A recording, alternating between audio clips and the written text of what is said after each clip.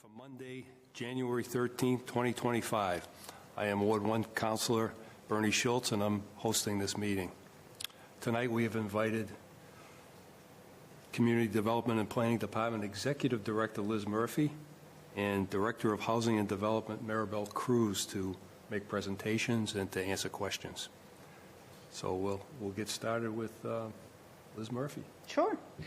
So I'm going to talk a little bit about Chapter 40U.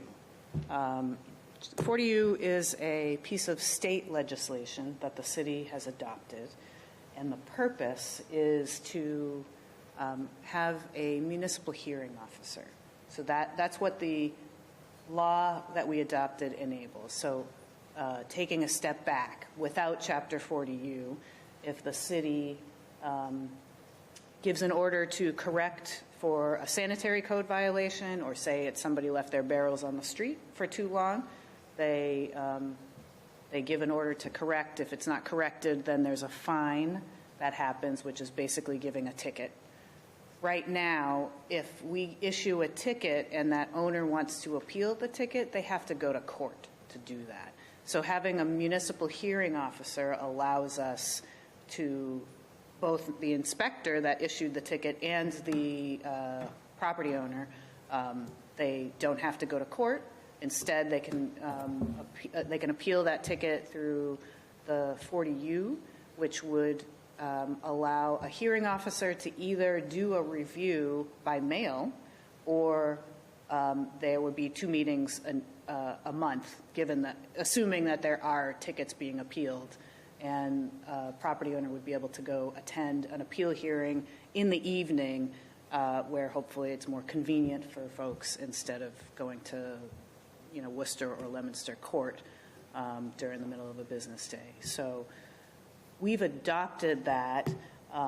There's a whole process that happens behind that to make sure that the information about tickets and appeals flow through the right people, and we've just hired a municipal hearing officer.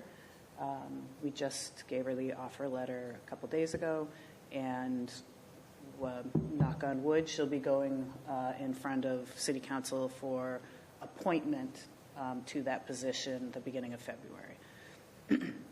Once that person is official, then the community may see that for certain things, there may be more ticketing that happens.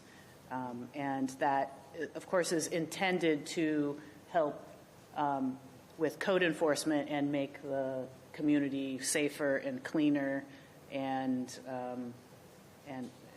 more adherent to the code requirements, both for residential properties, but also for commercial properties as well. So ultimately what we want to do with 40U is not necessarily fine and ticket people, but we want to have compliance. We want property owners that are landlords to take care of their rental properties so that families and households are able to live safely and in a healthy environment. And, we do want to make sure that trash barrels aren't left out on the sidewalk, impeding the sidewalk for a week at a time. And, vacant properties, when we are trying to enforce those vacant properties that are that need to register their vacant property. If they don't register it right now, we don't have a lot of teeth to enforce that. So being able to issue a ticket because they didn't register after they've been told to will help us to also get compliance. Let's see. Question, Liz, on the municipal hearing officer. What were you looking for a background? Were you looking more health department wise or more legal wise, or? So really legal. Being able to.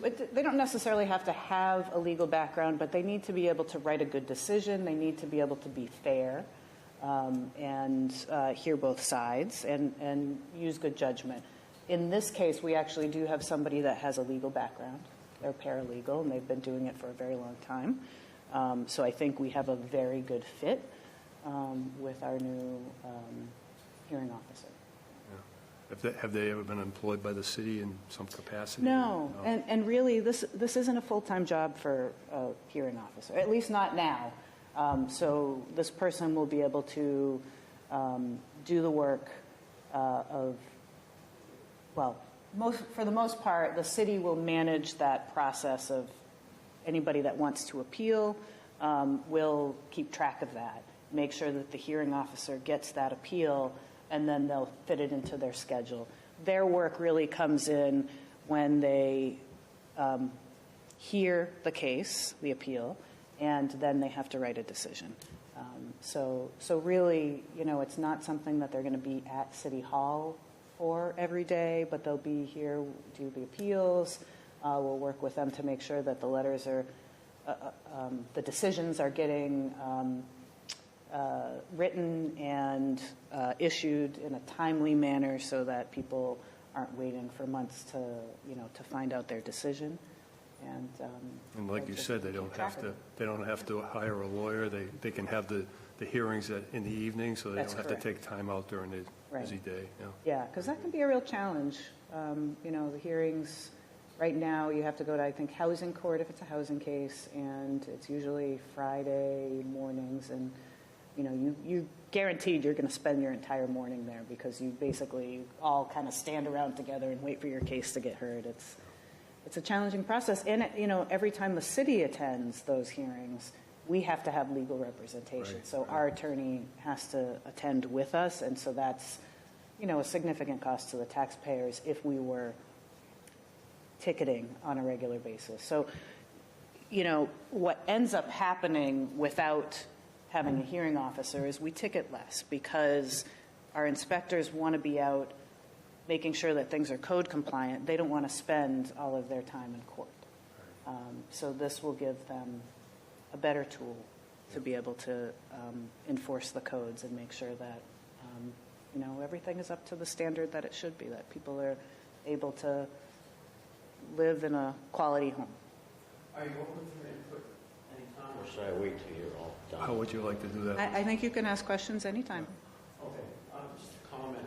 As far as on the compliance end, just thinking, there's a couple of addresses on my street where I don't think people are aware that there's any process in place for any sort of enforcement of such a thing. I think somehow getting the word out is, I think, we'd want to keep in mind. I don't know how, but Yeah. I think myself, I didn't know there was any process like this available, the ticketing or anything. And I'm wondering how many landlords aren't even aware of it. And if they did, there's a couple of places right on the corner of my street that some weeks will go by at a time when just stuff just sits there. And I think they'd be more compliant if they knew there was Yeah. something in place to. So landlords that have never had the experience of having to go to court and haven't gotten tickets, don't get a lot of violations, probably because they just haven't needed to have that experience because they're maintaining their places, right? If a resident or a tenant has an issue and it may not reach the level where there's already been inspectors there, but maybe an inspector should go there. There's always options to either use SeeClickFix, which is an app, to be able to report whatever the issue is, or they can call the Board of Health. So most of the enforcement is going to start with the Board of Health and the sanitary code, which is where trash and housing standards fall. I would expect as we work out the kinks, then we'll start rolling out building and fire. There's actually a sort of a parallel piece of legislation that's very similar. It governs the police and fire side of, not police, building code. I think I said police, but I meant building code. Most well-known path. It's a great tool. That SeeClickFix, when you report your issue, depending on what the issue is, that sends an email right to the appropriate inspector. So for the most part, it doesn't really bounce around between people. It gets to the right person the first time around. Unless it's a really unusual complaint. Yeah. Thank you, Liz. Do you have any other questions about 40U? No, don't really have another question. I mean, we're really looking forward to Yeah. enacting this. We think that it really is going to be a game changer and a first step in hopefully many steps to really further revitalize the community.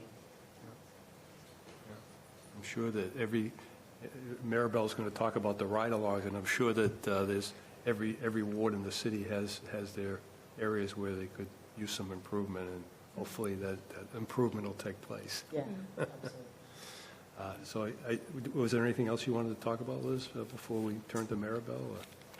I think I've covered it. Yeah. Well, I will do a quick plug.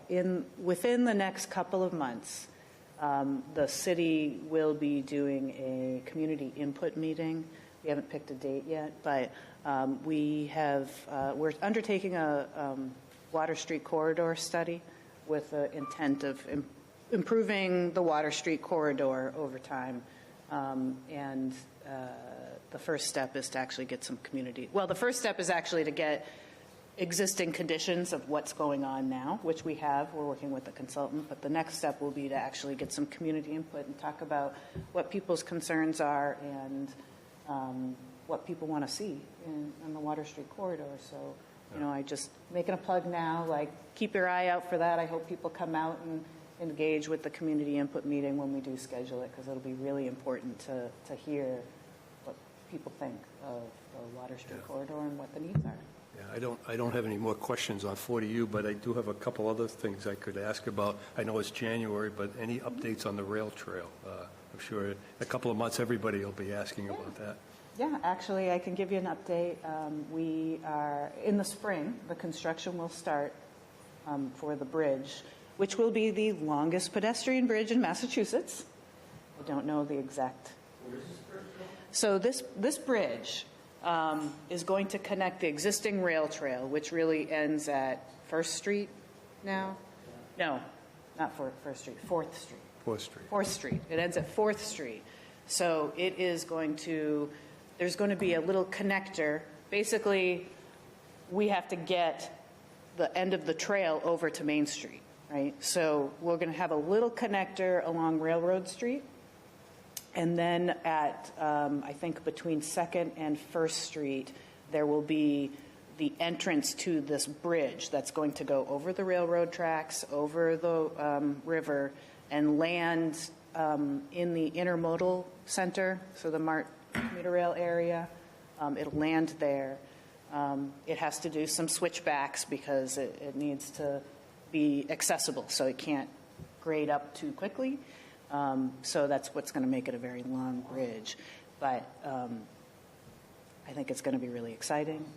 It'll take a while, so we're going to see a lot of construction, both in the patch. Well, not so much in the patch area, because most of the work to make the connector is really just on the street. It's painting, and maybe doing a little bit of. I think we're going to do a little bit of paving there, but then that construction over the train tracks and the river is going to take about a year and a half. So that will be. Well, we always have first in Fitchburg. We have the only other cable-stayed bridge in Massachusetts. The Zachem Bridge is the other one, and Yeah. we have the second one in Fitchburg. So Yeah. we do have. Which is a beautiful bridge. Which is a beautiful bridge, yeah. Yeah. Yeah.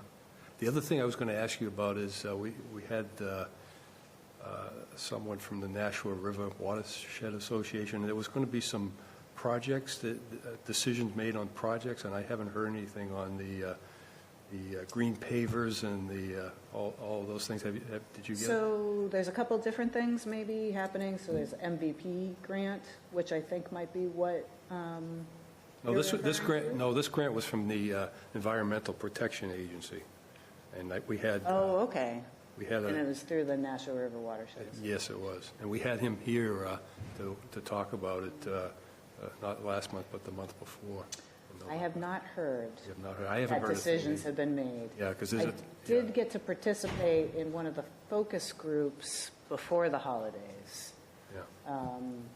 Yeah, And I was that there. the And then I last- invited him to come to our meeting, and Yeah. he came and presented to everyone, and so we've got that on tape. There's actually a couple projects that are happening that are related to green infrastructure, so there's that one, and then we do have an MVP program right now called Blue Green Fitchburg, which is focused in the downtown area, and I think a little bit of the adjacent area, but mostly downtown, which is a similar kind of a thing, is looking to be able to make green infrastructure improvements, reduce flooding, reduce heat island effects, you know, do those things sustainably. Because, you know, a lot of these projects were aimed at taking care of excess water that, you know, came to this area recently and Yeah. may come back again in the future. So there was a lot of talk about Yeah. what could be done to mitigate the water. It's a significant concern. Yeah.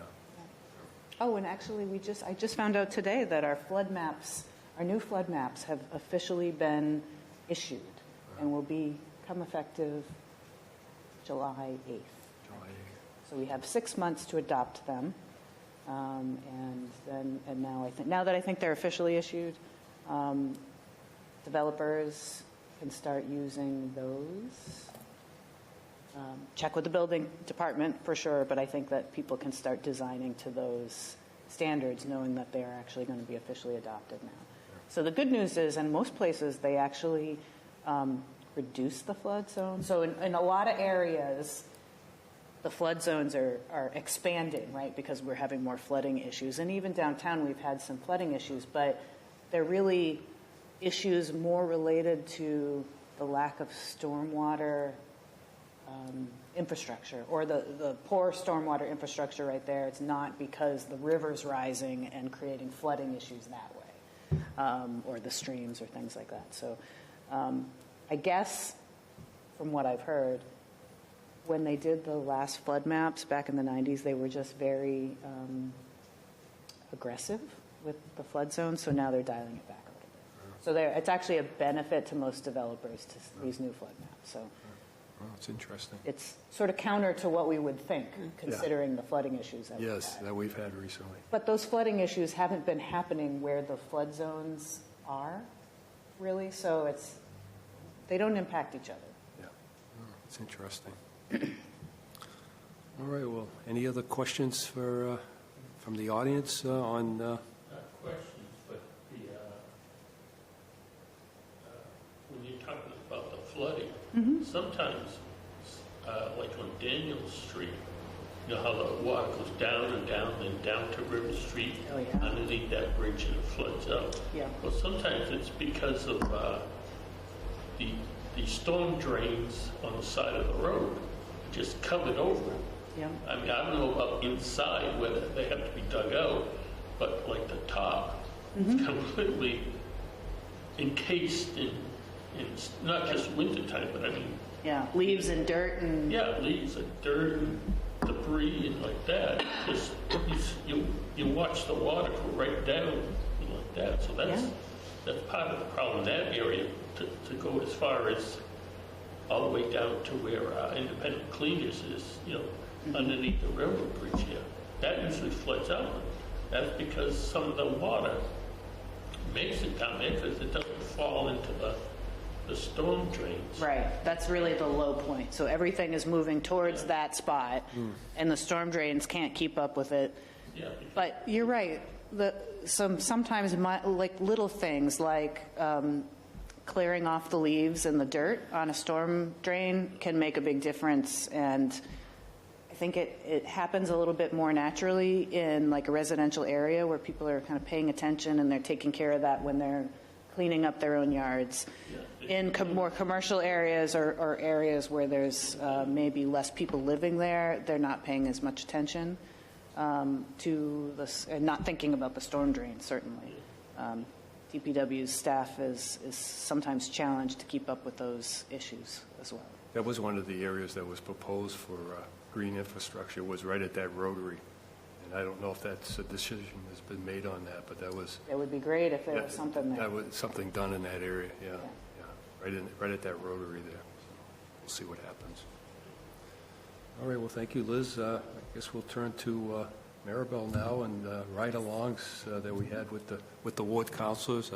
I went with one with Maribel, and Health Department Director Steve Curry and Police Captain Garcia. And so Maribel's going to report on those findings. Yeah, thank you for inviting us here today, Maribel. and thank you for being here. Wanted to talk about the ride-along. So it's a nice program. It's neighborhood improvement through code enforcement. And what that is it encompasses the 40U and also any other issues that we may have with infrastructure, any citywide problems that we may have. So I thought it would be a good idea to take a ride along with each of the city councilors, which are listed here. And a special thank you to Captain Garcia, Steve Curry, Michaela, and Captain Patrick Haverty, who took us out on a bus. So we were rattling around neighborhoods in Fitchburg in a fire bus. So that was a good time. So Maribel, the NICE committee, maybe it would be helpful to talk to people about, who's there and how often we meet. Oh, we have all the departments that are the Board of Health, Fire, Police, and Michaela from Treasurer's Office. And so we talk, and the Mayor's Office is also there, and we talk about the issues that we may have in the city, talk about problem properties, which is the biggest piece of it, abandoned properties, and things like that. So we're able to work together to identify these areas and also come up with solutions to resolve them. So you already did this? Yeah. Okay. I just wanted to give a brief ward precinct, what each one is made up of, and it's about 7,000. These are numbers based on the 2020 census. So basically, each ward has about 7,000 residents that are living in each one.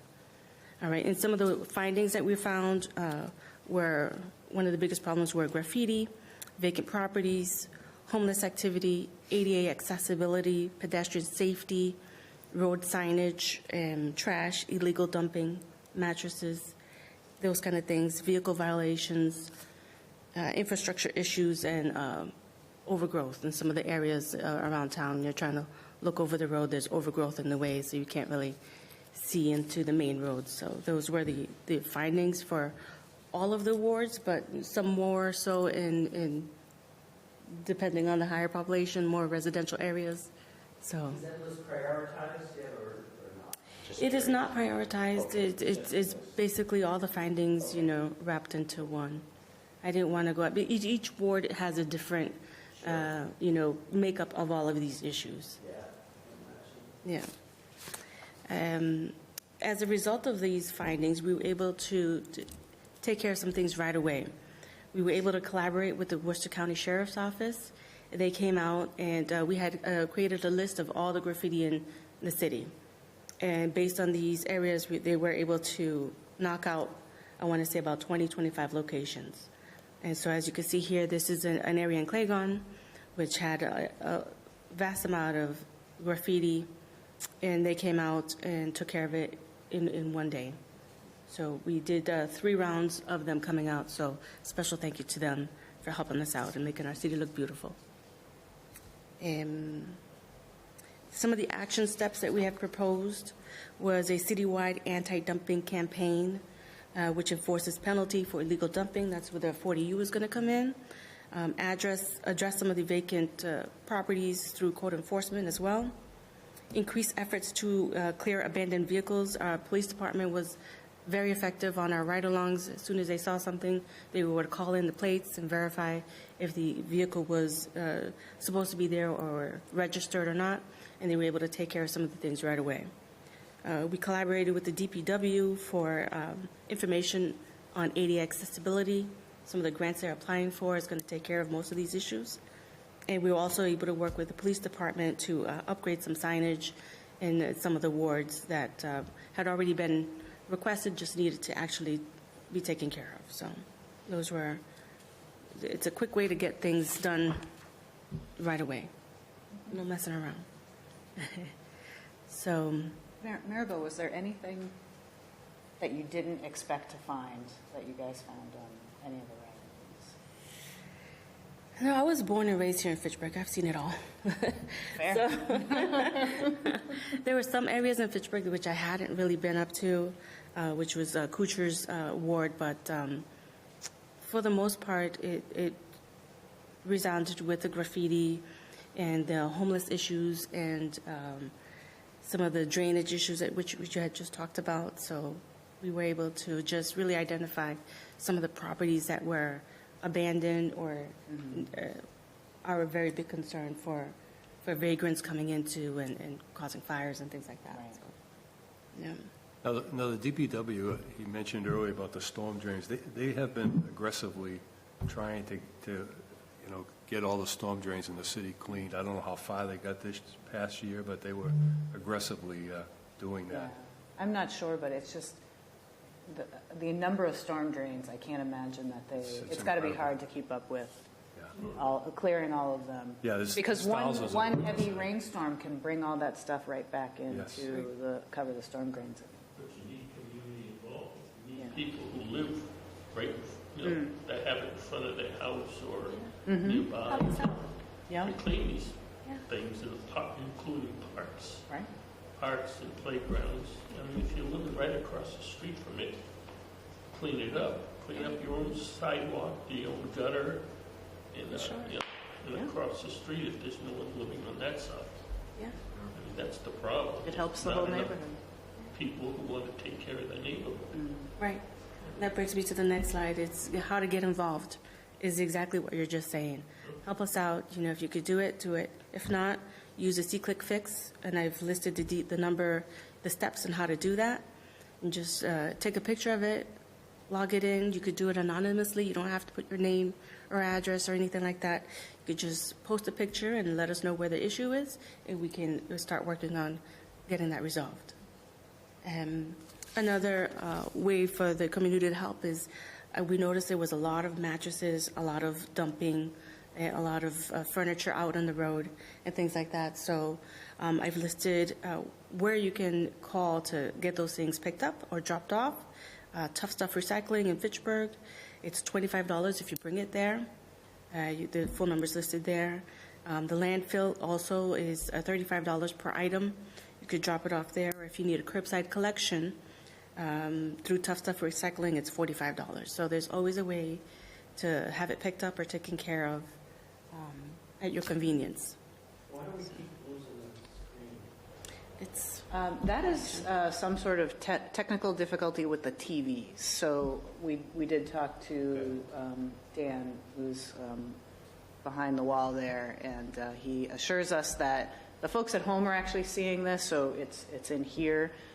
We're happy to share the PowerPoint with you if you're interested in having the PowerPoint, because there is quite a bit of good information in here about yes. where to put your where to drop off your mattresses and how to connect to a C-Click Fix and things like that. So that'll be part of the enforcement of 40U for these people that Yes.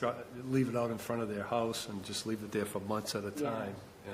Yeah. Furniture and It is mattresses. challenging. Yeah, big challenge, yeah. It's 2025. Everybody wants a new mattress. They just throw their stuff out on the street. So this is a good way to get it taken care of and keep our city looking beautiful. And we have this mattress recycling company right here in Fitchburg, so it really can't be much easier. Yeah, I brought my old mattress up there, and there was no problem at all to coordinate that. So, yeah, it is a good option for everyone, Yep. rather than just dumping it on the side of the road. Do you have any questions for me? I don't know about you, but like you were saying about side pedestrian safety, like that.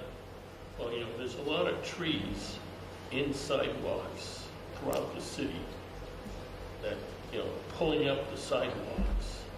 And here we go, have curb cuts, where we put that square yellow thing with the round dots all over it. So blind people can figure out, they're at a sidewalk and move up.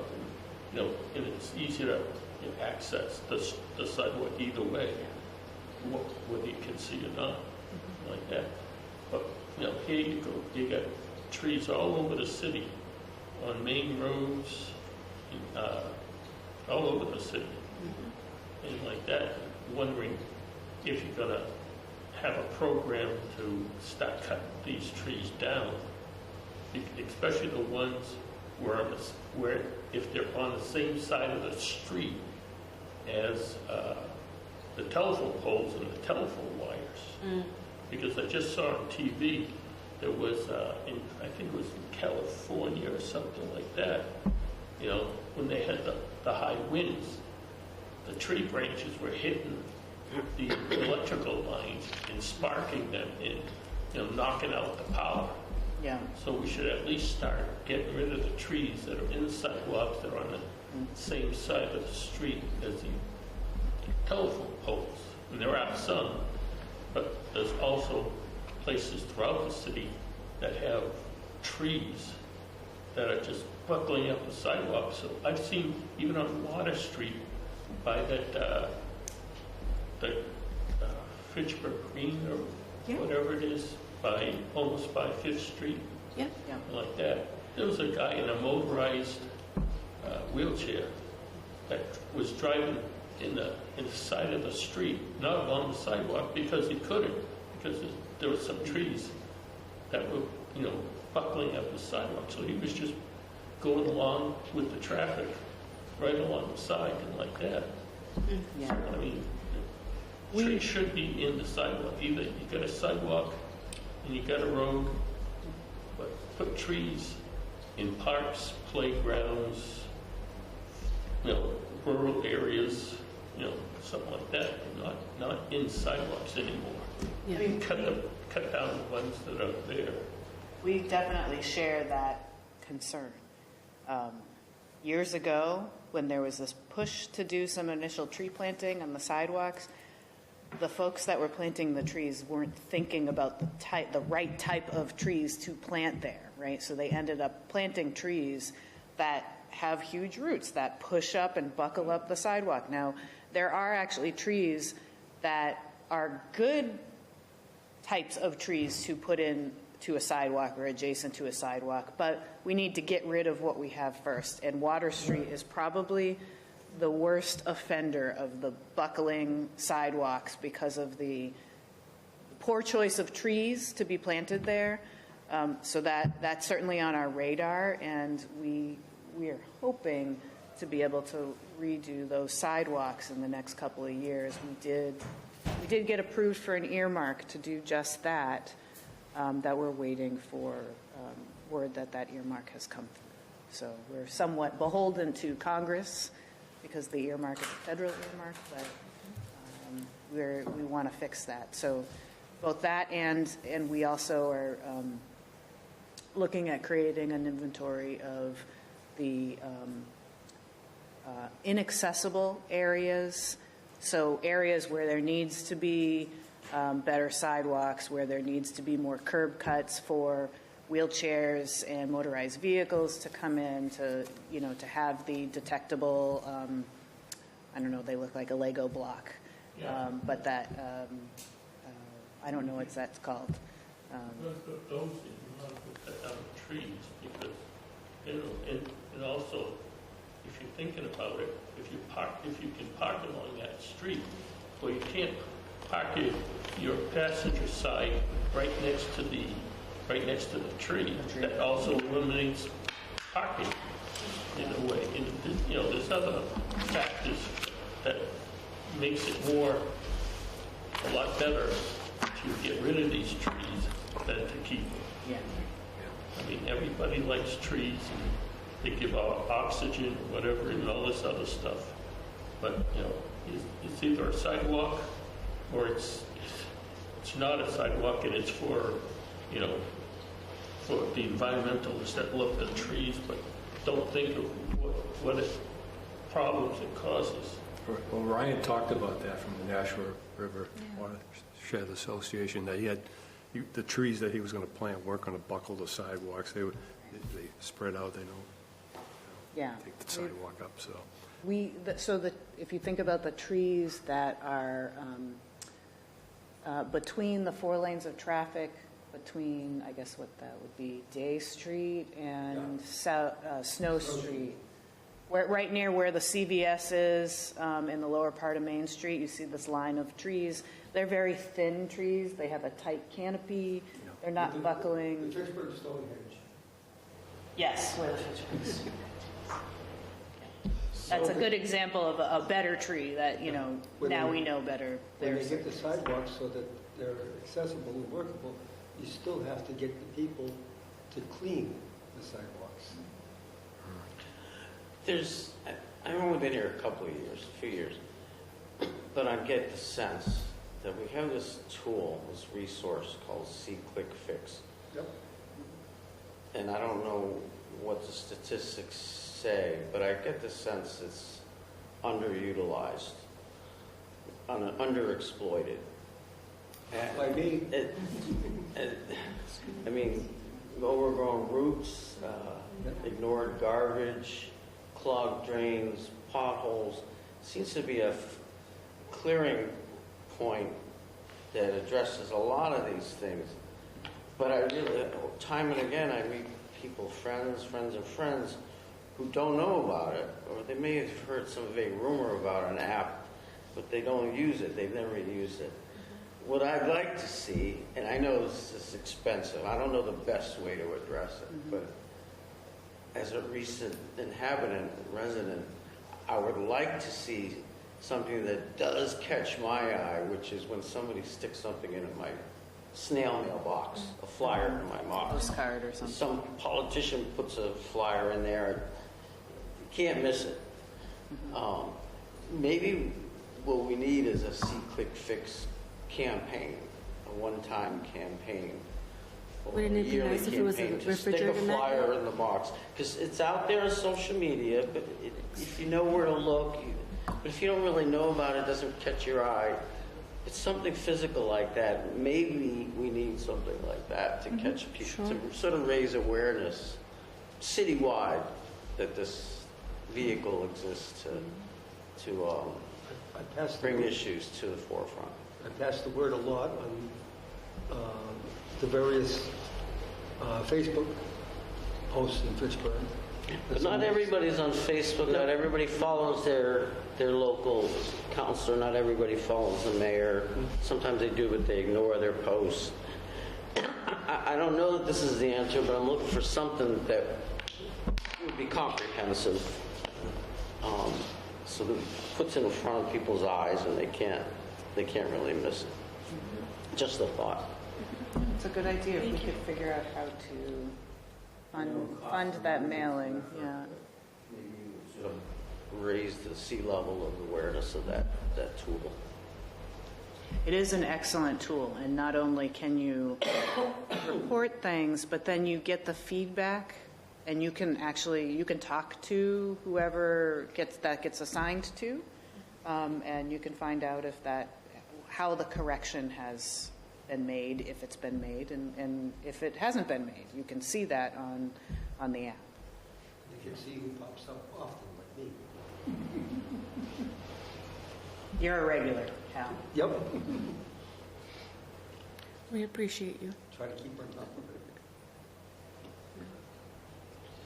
Do you have anything to do with that vacant building on Winoosknock Road across from Dollar Tree? It was the old Manpower Center or something like that. It's supposed to be- In the former Flack Collaborative School? Yes. Are you talking about that school? It turned into a school afterwards. Yeah, so it was a school for a number of years until, right around the time of the pandemic, I think. So the city owns that building, and we did put out a request for proposals for somebody to come to redevelop it. So what I'll say about that is it's about 5 acres of land there, but what you see, that's open space, and the building is really mostly what can be developed, because behind it is wetlands and sort of wetlands adjacent. So, about 4 acres really is not developable. So that is still owned by the city. The school department does use it as sort of a maintenance building. I think the fire and police, I think that right now it's being used. There's trainings that happen there from fire and police, and I think there might be storage cold storage for the library there right now while the library's being renovated. Is there Should there be a big sign out front, something like, that it's for sale and, Well, it's not for sale right now.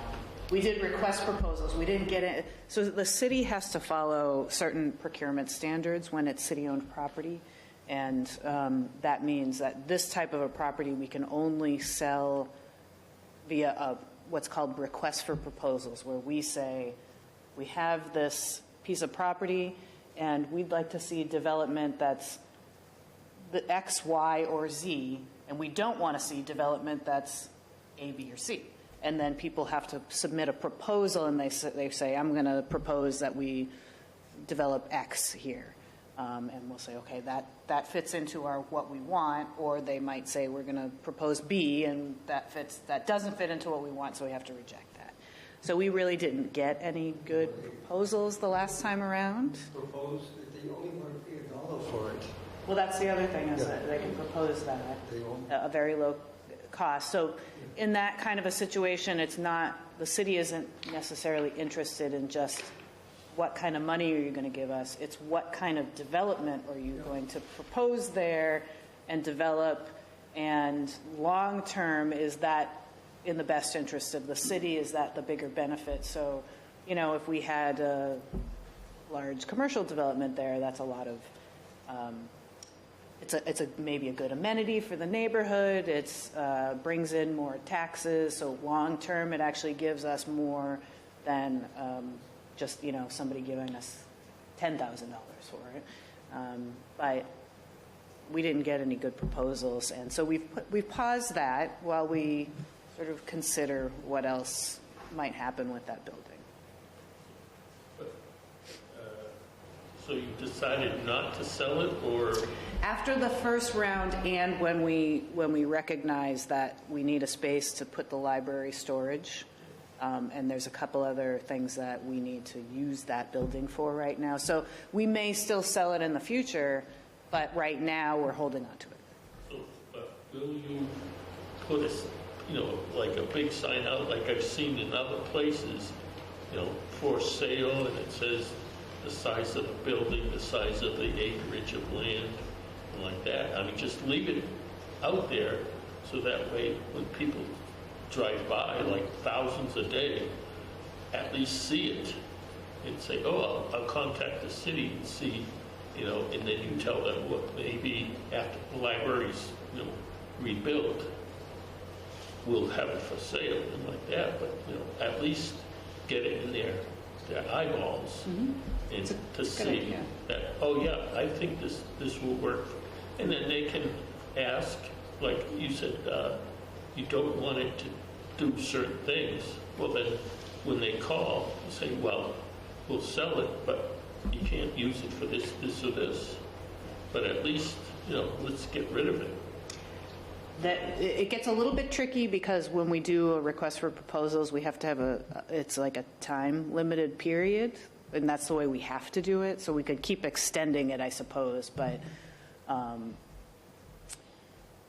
it's a good idea. Your point is very valid that we should at least be acknowledging that this is an opportunity for people, and if they have interest, they can reach out to us, and then maybe at that point we put out a new request for proposals and start taking proposals again.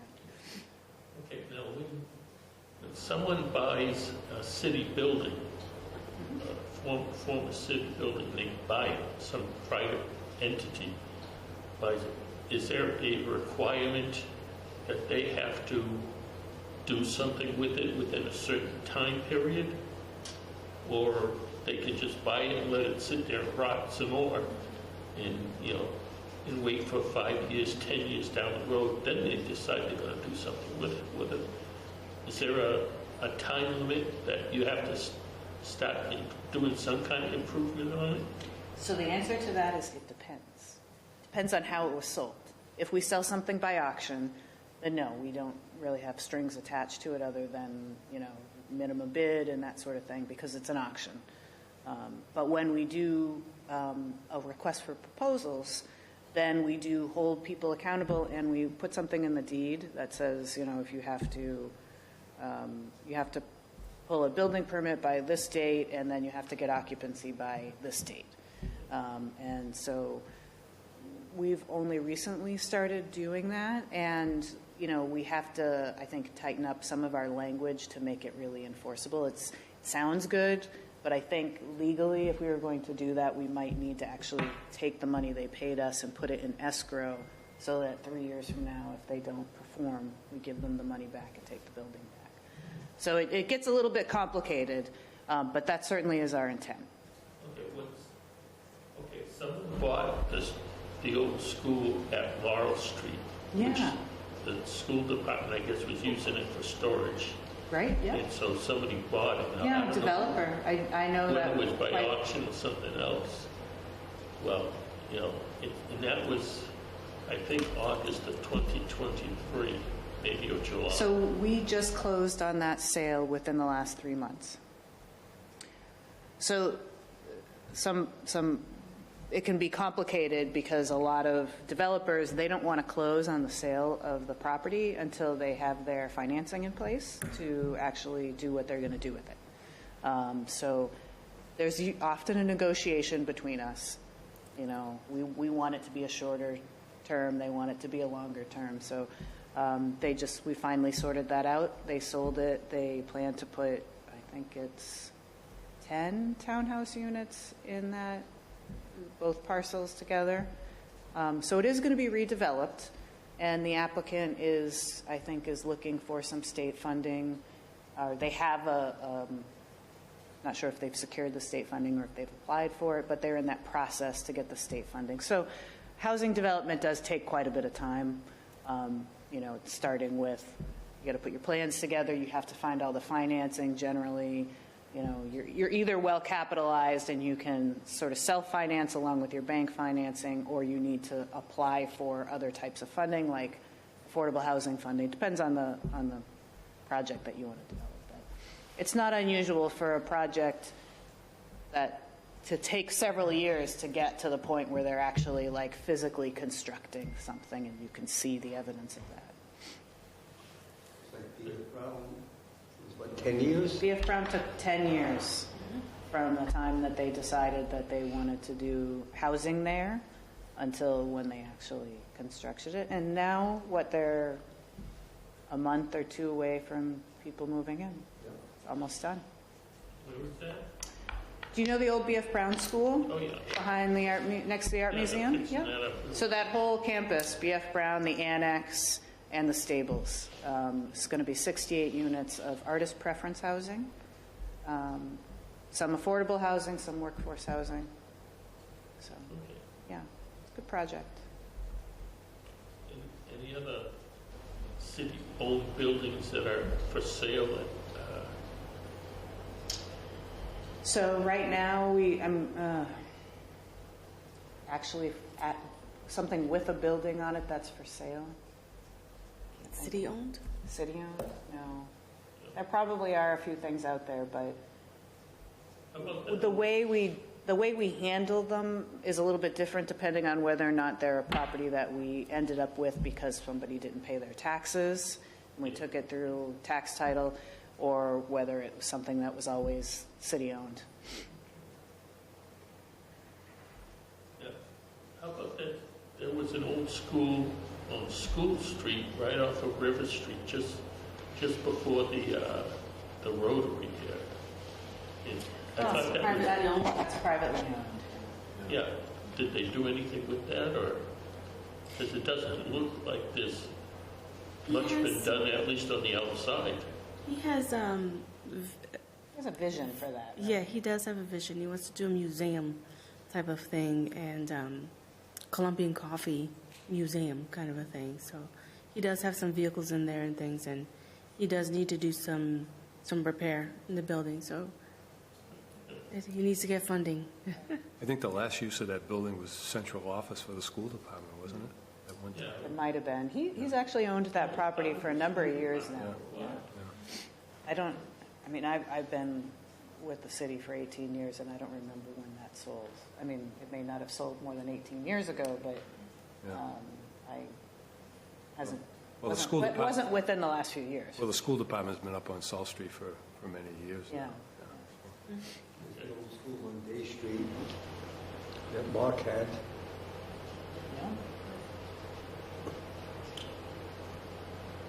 Schools can be challenging to redevelop. I mean, they can be good opportunities to convert to something like housing, but they do present some Challenges. too. That's like the old courthouse.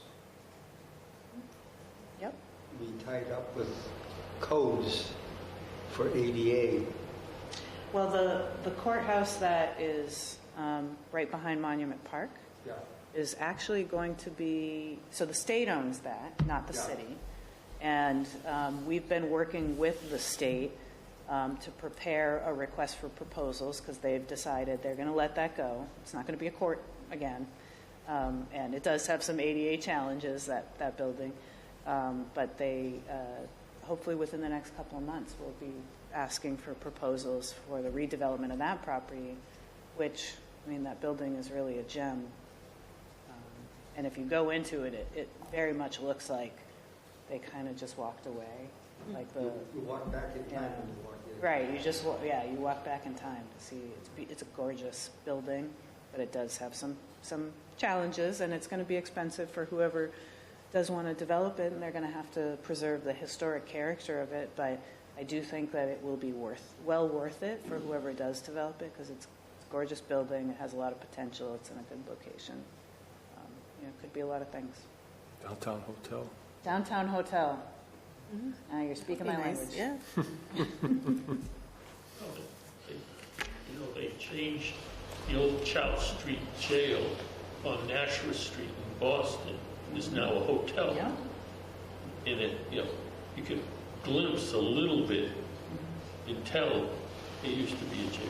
When they tell you it used to be a jail, but it's not. Now it's a real nice hotel. Concord prison facilities are all going to be up. Because that's all closed now. Is- All right, well, Maribel and Liz, thank you for coming, and thank you for everyone for attending tonight's meeting. The next City Council Community Meeting will take place on Monday, February 10th, 2025 at 6:30 p.m. right here in the Legislative Building. Ward 6 City Councilor Derek Cruz, Patty Healy from the Massachusetts Nurses Association, and Kimberly Connors from Healthcare for All will be here at the February meeting to talk about healthcare. Sounds like a good one. And at some point in the future, we have to get together with the new police chief. Yes. Actually, the police chief will be coming in March, the March 10th Yeah. meeting. Oh, really? So with actually Michaela Horn, the fairly new treasurer. Yeah. So that'll be the March meeting on the 10th. Yeah, a good lineup. Yeah. Okay. Well, thank you for coming, and good night, everyone. Thank you. It's good to see you.